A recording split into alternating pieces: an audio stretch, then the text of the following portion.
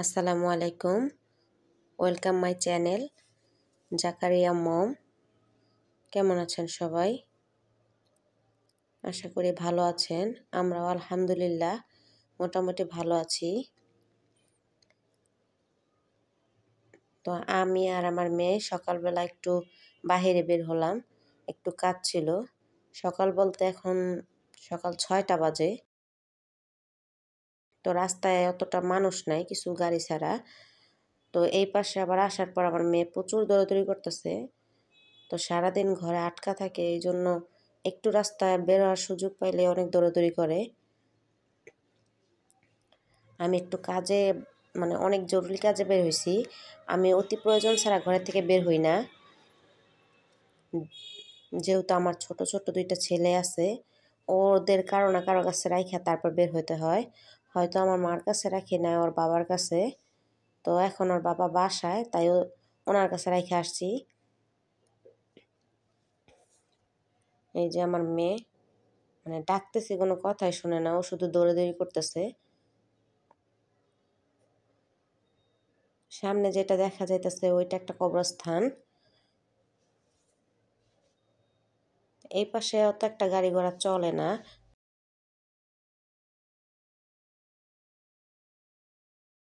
সামনে কবরস্থান। এই কবরস্থানে আসলে আমার অনেক মনটা হালকা লাগে বা অনেক শান্তি লাগে। এমনিতেও অনেক আপন মানুষ এই জায়গায় ঘুমায় আছে। আগে তো কবরস্থানের নাম বা কবরস্থানের সামনে তো যাইতেও ভয় পেতাম, এখন ভয় পাই না। কারণ যাদের সাথে আমি চলাফেরা করছি, যারা আমার অতি আপন ছিল, তারাই এখানে শুয়ে আছে। তো এখন আর ভয় পাই না।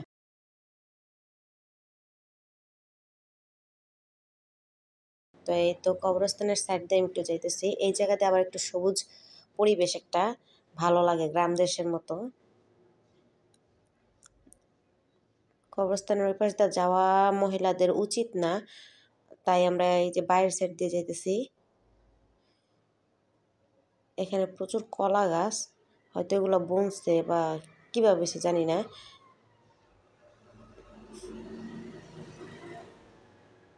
এই যে আমার মেয়ে, আমার আগে আগে উনি দৌড়াইতেছে।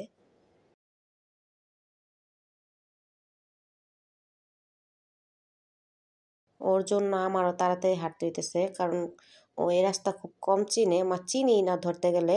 একবার কি দুইবার আসছে, এর ভিতরে ওই একা একা দৌড়াইতেছে। ওর সাথে সাথে আমারও তাড়াতাড়ি হাঁটতে হইতেছে, কারণ ছোট মানুষ রাস্তা ভুইলা গেলে। আর এখানে একটা মিনার করা, এই পর্যন্তই কবরস্থান। তো আমরা কাজ শেষে বাসায় এসে পড়ছি, যেহেতু আমরা অনেক সকাল সকাল গেছি, নাস্তা খাইনি। তাই নাস্তা খাবো। মেয়ের আবার ব্রাশ করে দিতেছে ওর বাবা। মেয়ে রাতে অনেক কান্নাকাটি করছে, দাঁত ব্যথায়। ছোট মানুষ ঠিক মতো ব্রাশ করতে পারে না। আর এইদিকে আমার ছেলে, বড় ছেলে, সারাক্ষণ গুড়গুড় করবো। তো ছোট ছেলে ঘুমাইতেছিল, আর মেয়ে ফাঁকে মেয়ের জন্য খিচুড়ি বসে দিতেছি, যেহেতু ছোট মানুষ শক্ত খাবার খেতে পারে না, লিকুইড জাতীয় খাবার খেতে বলছে। তা আমি আবার এখানে মিষ্টি কুমড়া, 3টা আলু আর অর্ধেকটা পরিমাণ গাজর নিছি, একটু খিচুড়ি রান্না করে দিবে এই জন্য। তো ভালো করে ধুয়ে নিতেছি। আমি সবজিগুলো গ্রেটারের সাহায্যে গ্রেট করে দেবো। হ্যাঁ, কারণ বটি দিয়ে যদি কাইটা দেই তাহলে একটু শক্ত শক্ত বা একটু মোটা থাকতে পারে, তখন আবার খাইতে চাইবো না। গ্রেটারের সাহায্য করে দিলে সুন্দরভাবে মিহি হয়ে যাব।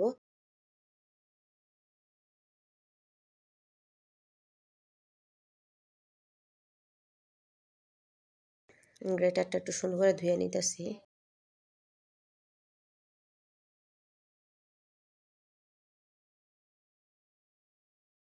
তো খিচুড়ির জন্য আমি এই জায়গায় 1 মুঠ চাল আর 1 মুঠ ডাল দিয়ে নিছি। ওর এখন খিচুড়িটা বসাই দেবো, যেহেতু ছোট মানুষ, ওর খাবারটা আগে বসাই দেই।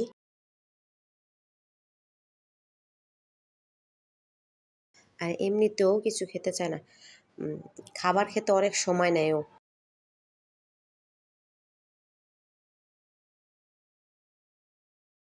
তো খিচুড়িটা প্রায় বলক হয়ে আসছে। আর কিছুক্ষণ পর দেখি ওর বাবা কিছু মাছ নিয়ে আসছে। তো এই জায়গা বাইলা মাছ বলে, আর ওইটা কি মাছ আমি জানি না। তো তো এগুলো আনছে পর মা আরে বলতেছে বলবে তুমি কইটা দাও। তো মা বলতেছে তুই যে অন্য কাজ কর আমি কইটা দিতেছি। মা আবার এখানে বসে বসে মাছগুলা কুটতেছে। ওইটা কি মাছ বলে আসলে আমি জানি না। আগে খাওয়া হয়েছে কিন্তু নামটা শিওর আমি জানি না।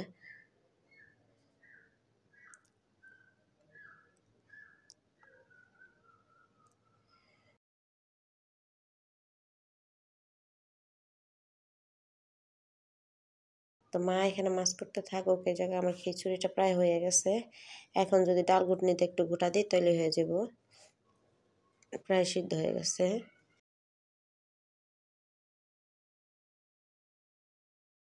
তো এই জায়গায় আবার আমার আব্বু আসছে, উনি আবার শুয়ে আছে আর মেয়ে জায়গায় বসে খেলা করতেছে।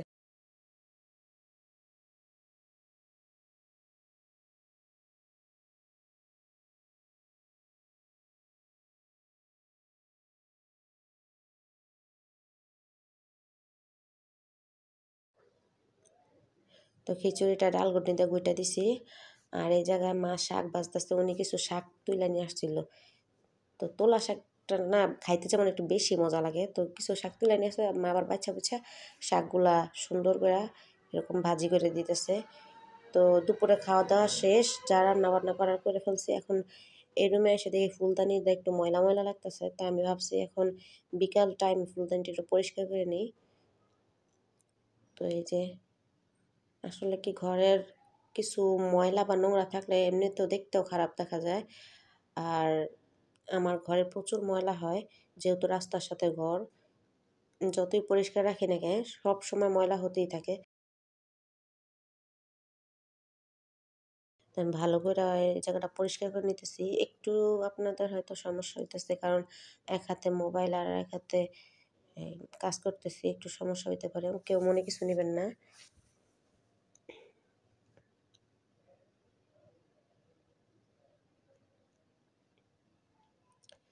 তো এই তো ভালোভাবে পরিষ্কার করে আনিছি। এখন ফুলগুলা বসাই দেবো। আমি এই কর্নারটার সর্বমোট ৪টা ফুল আনছি। এই ফুলটা আমার ঘরে আগেই ছিল, তো নিচের অংশটা খালি থাকে, এই জন্য এই ফুলটা দিয়ে দিছি। ৪টা ফুল আনার পরে আরেকটা ফুল আনবো আনবো করে মনেই ছিল না, বা আনা হয় না। তো এক নিচে যে ঘরে যেটা আসল, তো ঘরে যেটা আসলো ওইটা দিয়ে দিছি নিচে, সুন্দর করে বসাই দিতেছি।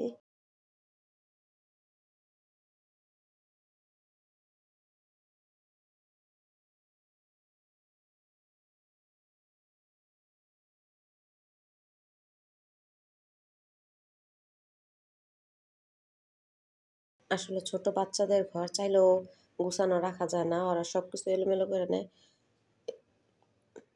সারাদিন একবার কি দুইবার এই ফুলগুলো ফালাই দিব, বা এগুলোর থেকে পাতা বা কিছু ছিঁড়তে চায় বা ছিঁড়ে, কিছু করার নেই, যেহেতু ছোট বাচ্চা বললেও শুনবে না আর বুঝেও না ওরা।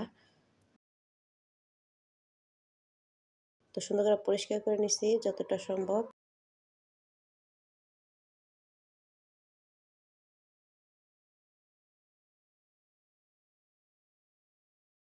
তো এখন মেয়েরে নিয়ে ডাক্তারের কাছে যাব, ছোট ছেলেরা রাখার জন্য মারে আনছি। তো মেরে নিয়ে ডাক্তারের কাছে যাব, ছোট ছেলেরা রাখার জন্য এখানে মা আছে। তো আমরা দুইজনে যেতেছি মেরে ডাক্তার কাছে নিয়ে। তোর বাবা যদি না থাকতো তাহলে আমার সমস্যা হয়ে যেত। দুইটা বাচ্চা নিয়ে আমার যাওয়া একেবারে অসম্ভব, আর কেউ নাই যে সাথে যাবে। এই যে যাইতেছি, গাড়িতে উঠছি মাত্র।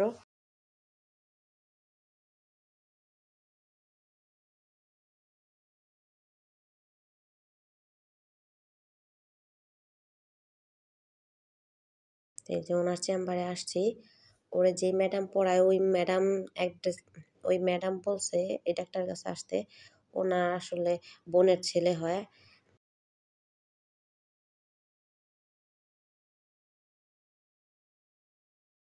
আমার লাইফের ফার্স্ট আমি এখন দাঁতের ডাক্তারের কাছে এসেছি। আগে কখনো আমি দাঁতের ডাক্তারের কাছে যাইনি, বা কি করে ওই ভিতরে বা কিছু আমি জানি না। কিন্তু আমার মেয়ের কেন জানি দাঁতের সমস্যা হয়েছে বলতে পারি না। প্রত্যেকদিন তো সুন্দর করে ব্রাশ করে দিই, জানি না হয়তো চকলেট খাই এই জন্য নাকি বলতে পারি না।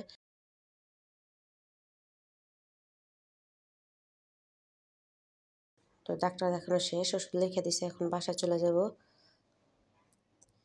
আসলে ছোট মানুষ তো দাঁতের ব্যথাটাও সহ্য করতে পারে না। আর দাঁতের ব্যথায় মাথা ব্যথাও করে। আর সারা রাত্র অনেক কান্না করছে। আমরা তো ঘুমাইতে পারি না। আর ও সারা রাত্র বইসা কান্না করছে। সাথে ২ টা বাচ্চা আছে ছোট, ওদেরও ডিস্টার্ব হইছে। কিছু করার নাই, ছোট মানুষ। তো এই জায়গায় আবার রাস্তার কাজ করতেছে। তো আসছি যখন ঘুইরা আসছি, এখন ওর মেয়ে বলতেছে আবার যে মিষ্টি খাবে। তো ওর বাবা বলতেছে চলো মিষ্টি কিনে নিয়ে আসি। সামনেই একটা মিষ্টির দোকান আছে।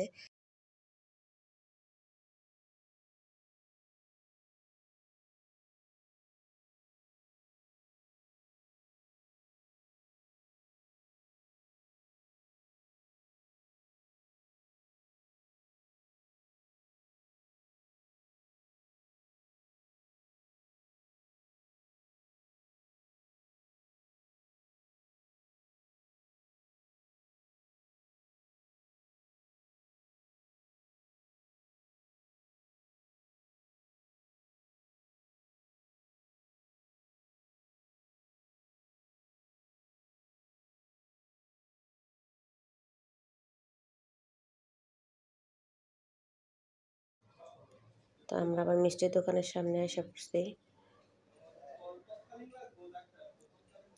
এটা নাকি প্রাণবল্লভের মিষ্টির দোকান। তো উপরে লেখা নাই। ওর বাবারা বলতেছে উপরে লেখা নাই কেন? ওর বাবা বলতেছে যে আগে লেখা ছিল, এখন তো ভাইঙে ফেলছে এই জায়গা দিয়ে, এইজন্য লেখা নাই। ওনারা ভিতরে ঢুকছে। তা আমি একটু ঢুকছি আরকি দেখার জন্য কি মিষ্টি আছে।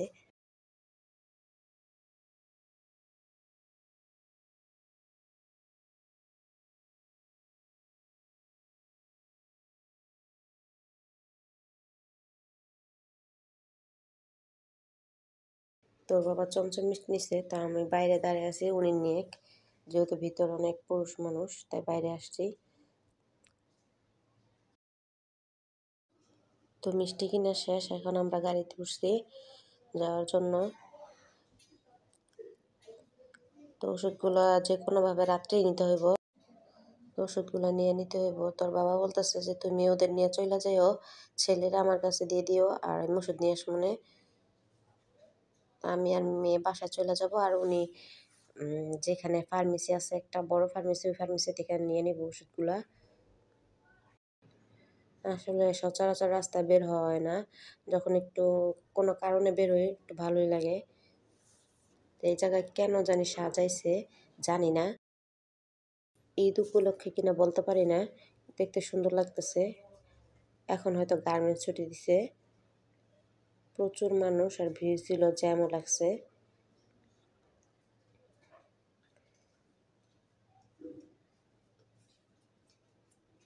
তো আজকের ব্লগটা এই পর্যন্তই। সবাই ভালো থাকবেন। আল্লাহ হাফেজ।